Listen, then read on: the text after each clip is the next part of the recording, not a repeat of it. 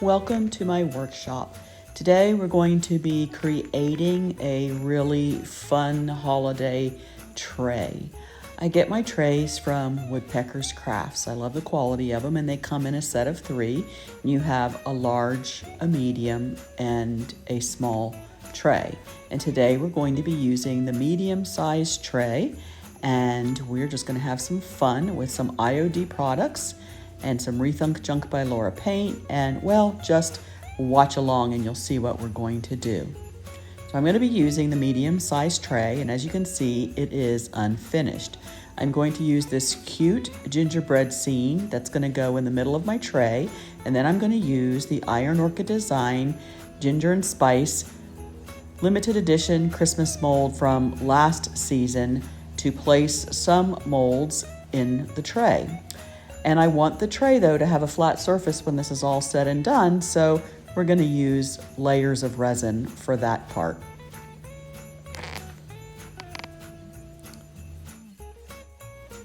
You may be wondering where I got this cute printout of gingerbread houses, and I came across this group on Facebook called Beautiful Free Printables.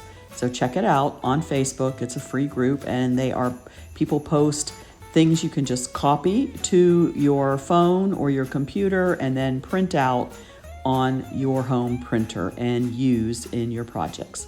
And that's where I got this adorable piece that's going to go in the middle of my tray. So let's get started. I'm using my Rethunk Junk by Laura paints to paint the tray. I chose the color hazelnut, and then I added a splash of cotton to just lighten it up a little bit more and give it kind of a gingerbread color flair.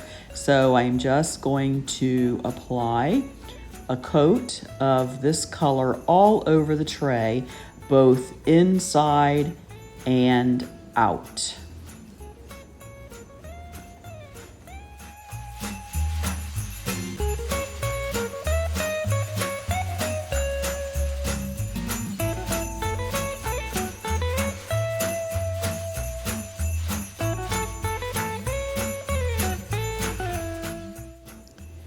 After I paint it, I'm going to use my heat gun to speed up the drying. And now we are ready to add our piece of decoupage. Now I printed this image out right on my laser printer, and it's on a pretty thick piece of computer paper.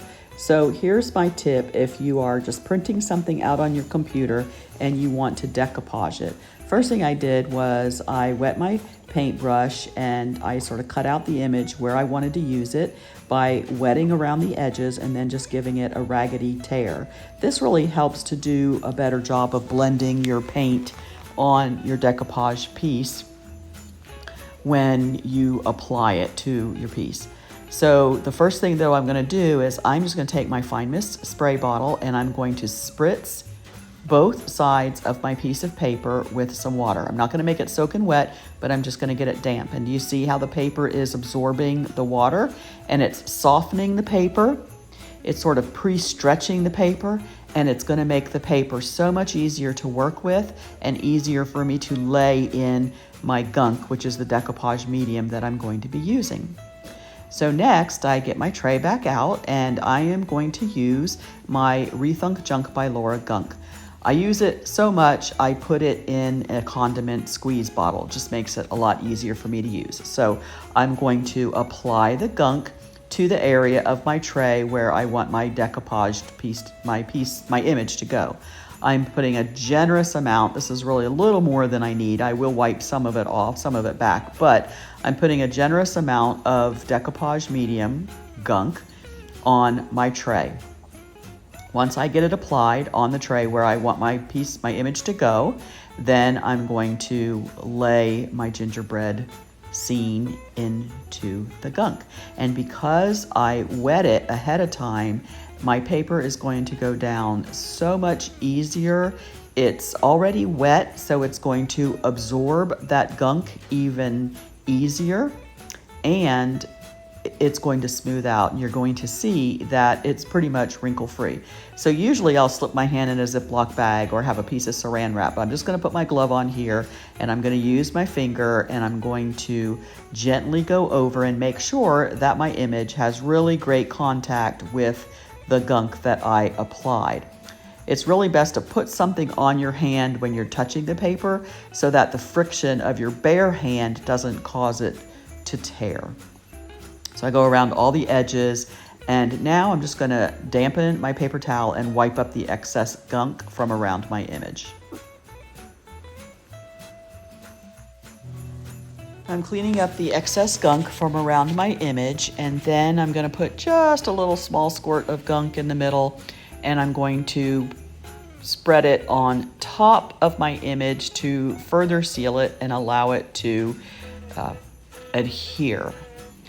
And in just a moment, I'm going to hold this up for you so that you can see how beautifully this image applied, and it really is wrinkle-free. So use water on your decoupage pieces because water is your friend when you're decoupaging it. Sort of, like I said, it stretches your piece, helps minimize wrinkles, and just makes it really easier. Whether you're using napkins or regular decoupage paper, just using water on it first really is a helpful tip.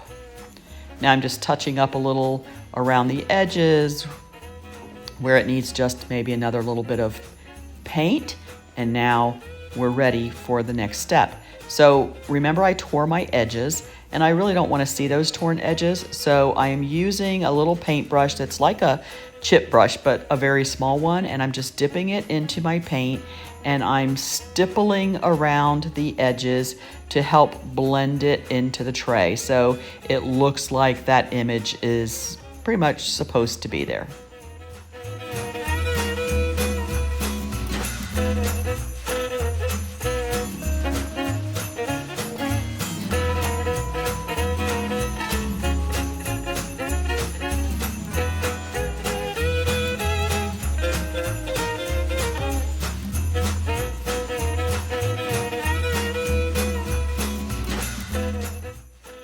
All right, now that my decoupage piece is set, we're going to set that aside to dry, and I'm going to use my ginger and spice mold and cast some molds with the amazing casting resin, the kind that turns white and sets up in 10 minutes, and to add to our tray. I'm going to put on my gloves because I always like to wear my gloves when I'm using resin. I'm going to use the two smaller gingerbread people because the big ones are just a little too big for our tray. So I'm going to use the two small ones, the dog and the candies that are in this mold. And so first I'm going to color the molds with my mica powder. I'm going to start with the little Scotty dog. He's just so cute.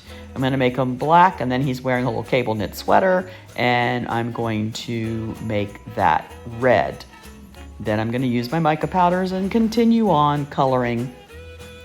And those characters, you'll see, they're going to be placed all around that gingerbread house image.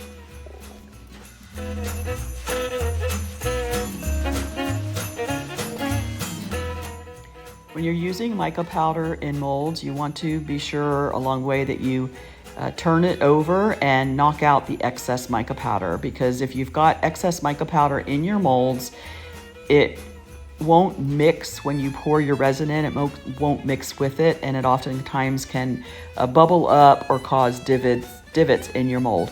So if you're using mica powder, be sure and just, like I just did, turn it over and tap out the excess mica powder so you don't get those holes and divots in your molds.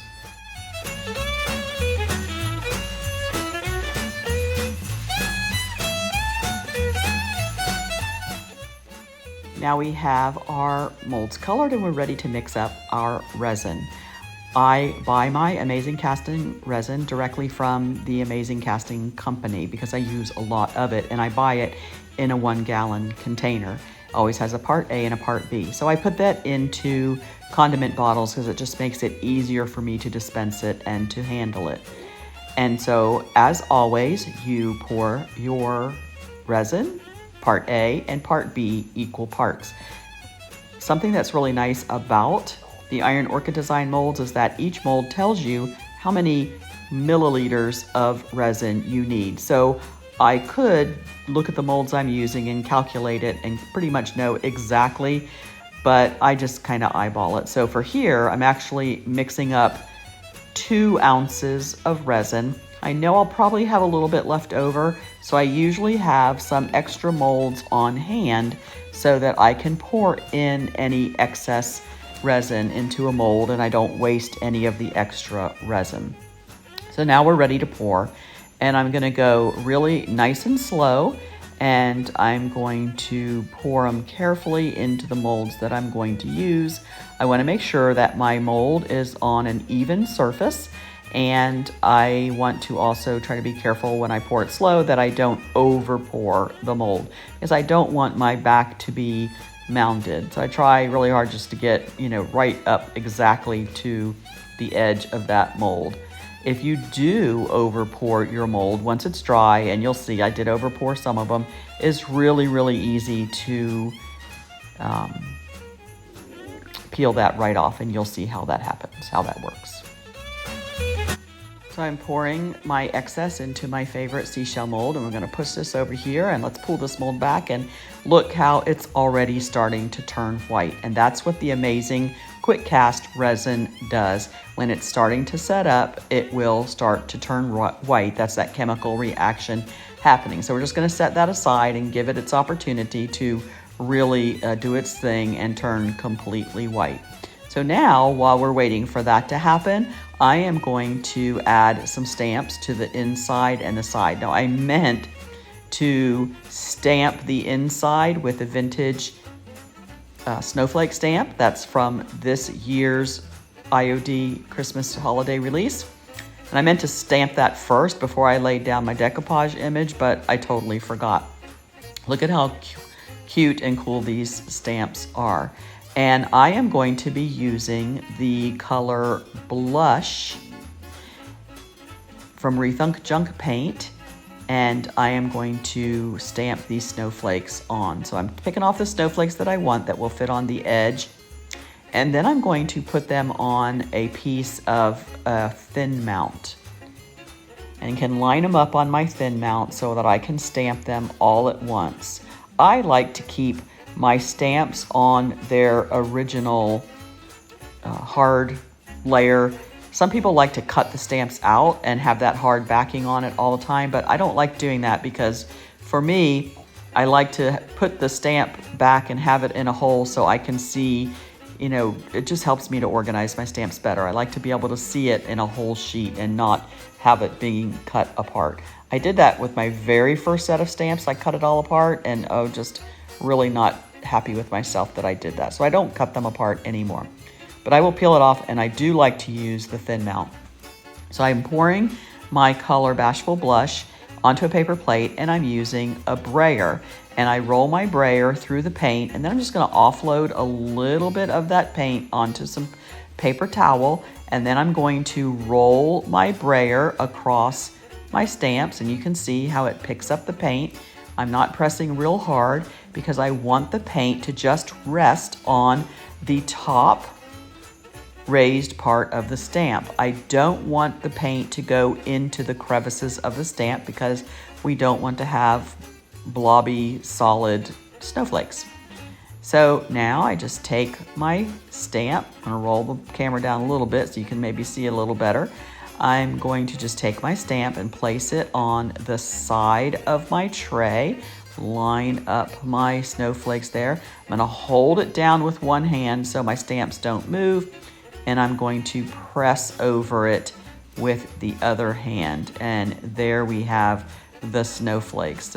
They look like they're a little distressed, but this will be cute for my tray. So now we'll do another round, and we'll do the end because this row of stamps didn't fit all the way across. So we'll finish that off, and then we'll do one of the ends, and then we're gonna have to let that paint dry on both sides before we can turn the tray around to the other sides and put the snowflakes there. But you get the idea of what it looks like and how to use the stamps with paint on your projects. So cute. So I decided to add a few snowflakes to the inside of the tray, and that looks pretty cute there too, just to give it some continuity between the sides and the insides. And then actually you'll see at the end of this video that I just changed the sides and the inside altogether. And I remembered my snowflake mold from last year's holiday release, and well, I cast some snowflake molds and I added those to the inside of the tray, but you'll see that towards the end of this video.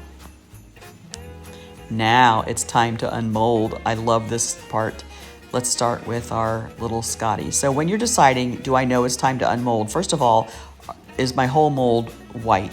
Really check carefully though around the very edges of the mold.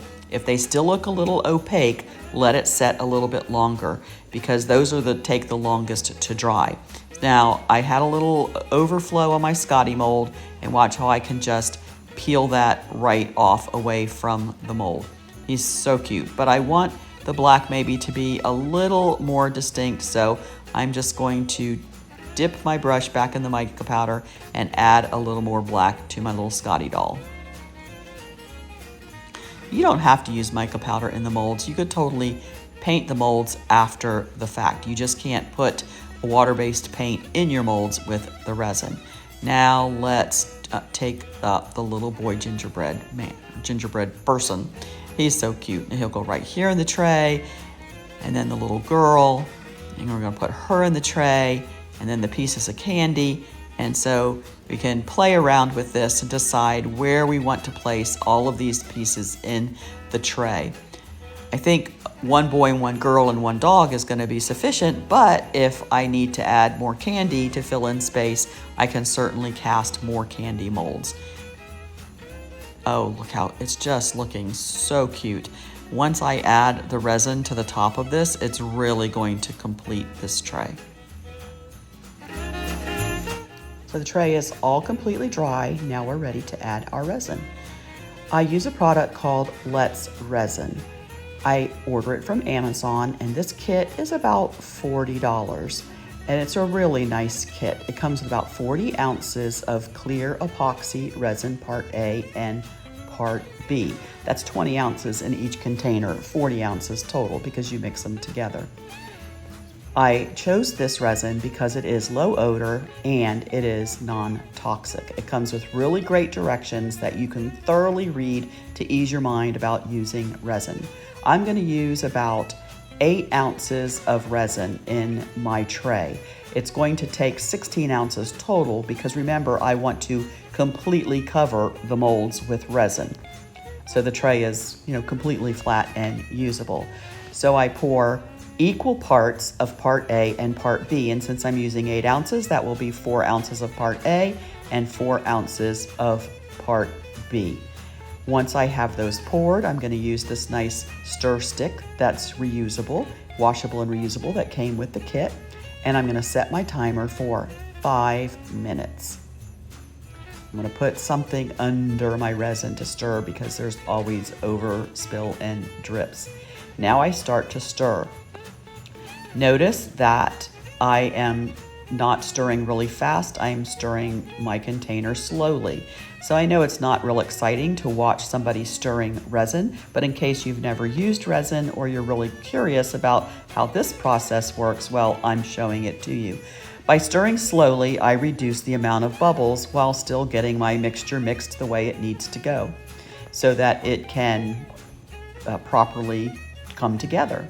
Now, once I have it mixed after my 5 minutes is up, I pour it into my tray, and I'm going to make sure that I get all of that resin goodness out of there.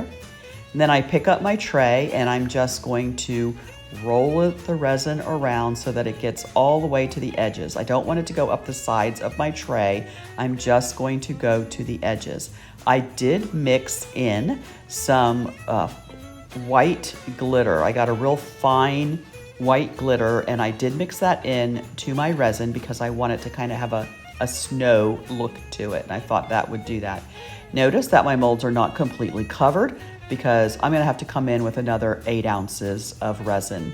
I have a few little bubbles, so I'm just gonna take my stick and pop my bubbles. Then I'm gonna lay my tray on an even flat surface, and it's going to take about 8 hours for this resin to set up.